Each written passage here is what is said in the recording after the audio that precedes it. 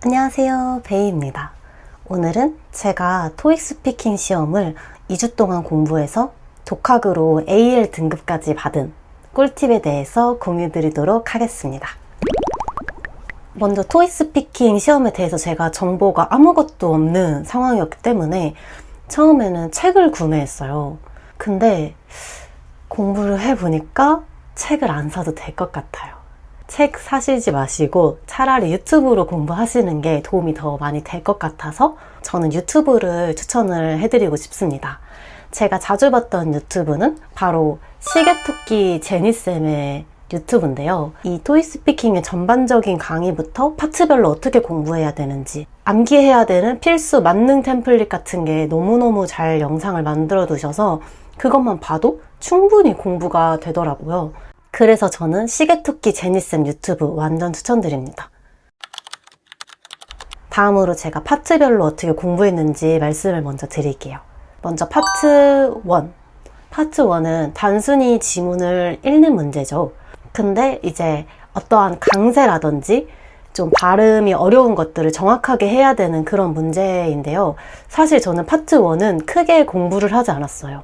제가 파트 1에서 좀 신경을 썼던 거는 그 영어 뒤에 ed나 s가 붙었을 때 발음을 정확하게 하는 거, 그리고 콤마로 3개 이상 단어가 나왔을 때 뒤에 2개는 올려 읽고 마지막은 내려 읽는 거, 딱 그 정도까지만 신경 써서 읽는 걸 연습을 했습니다.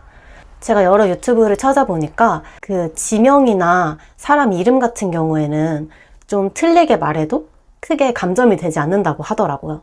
그래서 너무 겁먹지 마시고 최대한 많이 모의고사 보면서 읽어보는 연습하는 게 중요한 것 같습니다. 다음으로 파트 2. 파트 2는 사진을 보고 묘사하는 문제가 2가지가 나오는데요.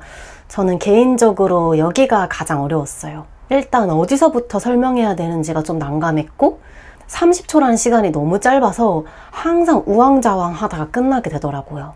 제가 여기서 약간의 공부 팁을 드리자면 일단 파트 2는 여러 선생님의 유튜브를 안 보는 걸 추천드립니다. 이제 제니쌤 유튜브는 첫 시작이 저와 좀 다르거든요. 그래서 제가 책으로도 공부하고 제니쌤 유튜브로도 공부하니까 첫 시작이 너무 헷갈리는 거예요.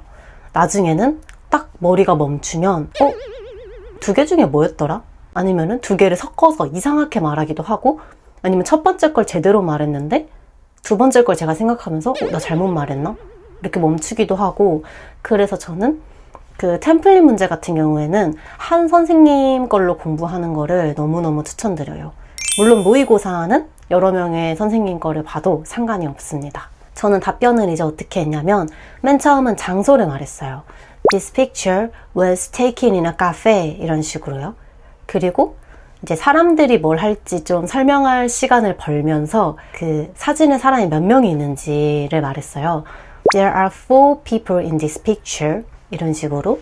그 다음에는 방향 설정에서 사진을 딱 2등분해서 설명을 했어요. 왼쪽 오른쪽 이렇게 나누거나 위아래로 이렇게 나눠서 설명을 진행을 했어요. 만약에 왼쪽 오른쪽으로 사람을 나눠서 설명을 한다면 On the left side of the picture 하고 이 사람은 뭐 하고 있다, 아니면 좀 이 사람 뭐 입고 있다 이렇게 말하고, And on the right side of the picture 또는 And next to him, 이런 식으로 방향을 다음으로 돌려서 이제 그 사람이 뭘 입고 있고 뭘 하고 있는지를 말했습니다. 다음은 파트 3. 파트 3는 이제 간단한 질문 2개, 그리고 조금 오래 말해야 하는 질문 하나, 이렇게 말하는 문제가 나오고 있습니다. 저는 파트 3 같은 경우에는 시계토끼 제니쌤의 만능 템플릿을 너무너무 잘 썼어요. 제가 어떤 질문을 받더라도 그 질문에 대해서 유연하게 대처할 수 있는 문장이 한 50가지? 60가지를 알려주시는데 그걸 진짜 달달 외웠어요. 그러고 나니까 이제 어떤 질문을 받아도 대강 이런 식으로 대답하면 되겠구나 감이 오더라고요. 저도 처음에는 진짜 하나도 대답을 못했어요. 저는 이걸 공부할 때 약간의 꿀팁을 드리자면 전 챗GPT랑 연습을 진짜 많이 했어요. 이 외워진 템플릿을 사용하는 것도 좋지만 제가 생각한 답을 좀 말을 해보고 그거를 만능 템플릿이랑 엮어서 같이 어떻게 말할 수 있는지 이런 것에 대해서 많이 공부를 했었거든요. 왜냐하면 처음에 만능 템플릿만 외웠을 때는 만능 템플릿은 알겠어. 근데 이걸 어떻게 답변에 적용하지? 이 질문을 어떻게 딱 이 템플릿에 적용해야겠다. 이런 생각이 안 드는 거예요. 그래서 그걸 연습하기 위해서 챗GPT 음성 모드로 바꿔놓고 그 질문을 캡처해가지고 챗GPT한테 보낸 다음에 내가 토익 스피킹 시험 준비하고 있는데 내가 한번 답해볼게. 내 답변 어떤지 봐줘. 제가 생각한 거를 일단 말을 해봤어요. 막 만약에 질문 중에 당신의 회사나 뭐 학교에 그 밴딩 머신이 더 많이 필요하다고 생각하냐? 이런 질문이 있었습니다. 만능 템플릿에서는 사실 뭐라고 적용해야 될지 모르겠는 거예요. 그래서 그냥 제 맘대로 거기에는 정크푸드가 너무 많아서 나는 필요 없다고 생각해. 왜냐면 그건 건강에 나쁘거든. 이런 식으로 제가 답변을 이제 혼자 생각을 해서 영어로 그냥 틀려도 막 말해보는 거예요. 그 챗GPT한테 검사를 맡아요. 제가 말한 게 말이 되는 말인가? 아니면은 이렇게 말하려고 하는데 토익 스피킹 답변으로 조금 짧고 내가 외우기 쉽게 만들어줄 수 있어? 이렇게 말하면 챗GPT가 제 문장을 수정을 해줘요. 그럼 이제 그걸로 외우면서 점점 감을 찾았던 것 같습니다. 제일 자주 쓰였던 표현은 I don't want to waste too much time 또는 I don't want to waste too much money. 돈이나 시간을 아끼고 싶다를 가장 많이 썼고, 제가 사실 학생 아닌데 Actually I'm a student so I can't afford that. 나 학생이라서 그거를 감당할 수 없어. 이런 거짓말을 좀 하면서 그 상황을 유연하게 대처를 했던 것 같습니다. 파트 3 마지막 질문도 조금 걱정이 많이 되시는 분들이 많을 것 같아요. 실제 제가 시험장에서 받았던 질문은 그 피크닉을 갈 때 음식을 직접 준비하는 것과 그리고 음식을 배달시키는 것 중에 뭘 더 선호하냐? 그리고 왜? 라는 질문을 받았어요. 처음에는 당연히 음식을 싸는 게 피크닉의 꽃이라고 생각했지만 그 대답을 하기가 너무 힘든 거예요. 그래서 그냥 나는 음식을 배달을 시키는 걸 좋아해. 이렇게 답변을 밀고 갔어요. 그래서 그 근거로는 일단 time saving이 된다고 했고 Actually, I'm not good at cooking 이러면서 나는 사실 요리를 못해서 나는 그래서 배달시키는 걸 더 선호해. 이런 식으로 말했거든요. 근데 나쁘지 않게 점수를 받았기 때문에 이 또한 팁인 것 같습니다. 파트 4는 이제 표를 보고 공부하는 문제인데 이거는 순전히 시계토끼 제니쌤 유튜브로 엄청 도움을 받아서 공부를 했기 때문에 그 특강을 듣고 문제를 많이 풀어보시는 거를 추천드립니다. 그리고 이제 대망의 파트 5 진짜 너무 힘들어서 시험 마지막 날까지도 내가 이걸 해야 되나? 할 수 있을까? 시험 날짜 미룰까? 취소할까? 생각을 엄청 많이 하게 했던 파트입니다. 한 질문에 대해서 60초 동안 제 의견을 말하는 문제인데요. 또 제가 받은 질문이 겁나 어려웠어요. 일단 이것도 시계토끼 제니쌤의 파트 5 만능 템플릿이 있어요. 그 템플릿으로 먼저 공부를 열심히 했고 물론 다 외우지 못했습니다. 너무 많거든요. 하지만 가장 자주 쓰일 것 같은 것들이 있어요. 마찬가지로 타임 세이빙이라든지 내가 더 많은 것을 배울 수 있기 때문에 또는 그들이 많은 걸 알고 있기 때문에 이런 식으로 모의고사 풀어보면서 제일 자주 답변으로 쓸 수 있었던 그런 템플릿들을 자연스럽게 외웠고 그리고 시험을 보러 갔습니다. 제가 시험을 보러 갔을 때 받은 질문이 학생들이 진로를 결정할 때 부모와 이제 프로페서 중에 누가 더 영향을 많이 끼치는 것 같아? 라고 물어봤어요. 근데 사실 이게 한국어로 답하기도 까다로운 문제잖아요. 그래서 제가 이제 고민을 했어요. 부모님으로 말하는 게 쉬울까? 선생님이라고 말하는 게 편할까? 이거에 대해서 엄청 고민을 했어요. 그러다가 그래. 교수님, 프로페서로 가야겠다. 일단 프로페서라고 적용을 했을 때 제가 내세운 근거는 그들은 많은 경험이 있고 그들은 지식이 되게 많다. 그래서 나는 그들로부터 새로운 것들을 배울 수 있다. 이게 다 그 만능 템플릿에 나오는 거거든요. 그거 3개로 이제 짜라락 말을 했어요. 근데 이제 시간이 남잖아요. 이제 양념치기를 들어갔습니다. For example, in my case 하면서 거짓설을 풀었어요.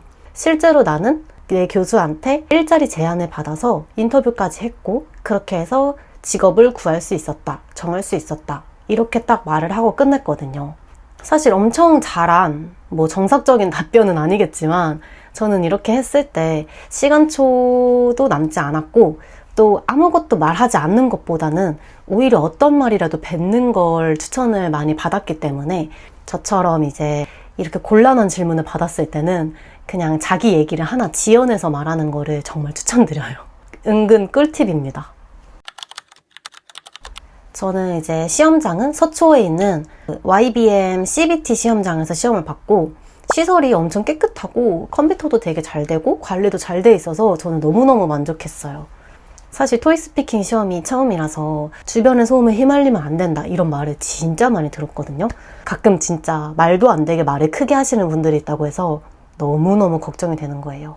근데 다행히 제가 맨 끝자리로 안내를 받아서 제 왼쪽이랑 뒤쪽에만 사람이 있고 오른쪽에는 아무도 없었어요.